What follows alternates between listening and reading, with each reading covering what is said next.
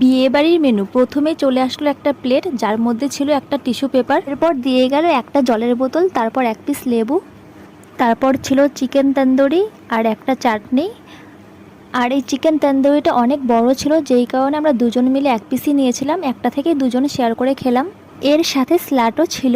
তন্দুরি শেষ হওয়ার আগে চলে আসলো নানপুরি, আর নানপুরির সাথে ছিল চিকেন ভর্তা।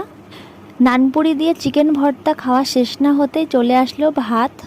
সত্যি কথা বলতে এই সাদা ভাত আর তার সাথে ছিল মাছের মাথা দিয়ে ডাল। এটা খেতে আমার তো বেশ ভালো লাগে, তোমাদের কার কার ভালো লাগে অবশ্যই কমেন্টে জানিও। এখন লবণ আর লেবু নিয়ে ভাতটা মেখে নিলাম।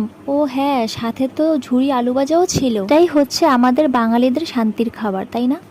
এরপর চলে আসলো দই কাতলা, এরপর ছিল কাশ্মীরি পোলাও, আর তার সাথে ছিল মটন কষা। কিন্তু আমি তো মটন খাই না।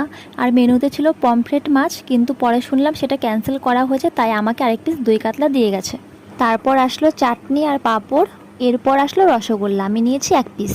দেখো আমার বরের প্লেটে দেখো, বললাম নাও, আমি তো মিষ্টি খেতে পারলাম না, আমার ভাগেরটা তুমি খেয়ে নাও। আর আমিও টুকুস করে একটা ভিডিও ক্লিপ নিয়ে নিলাম।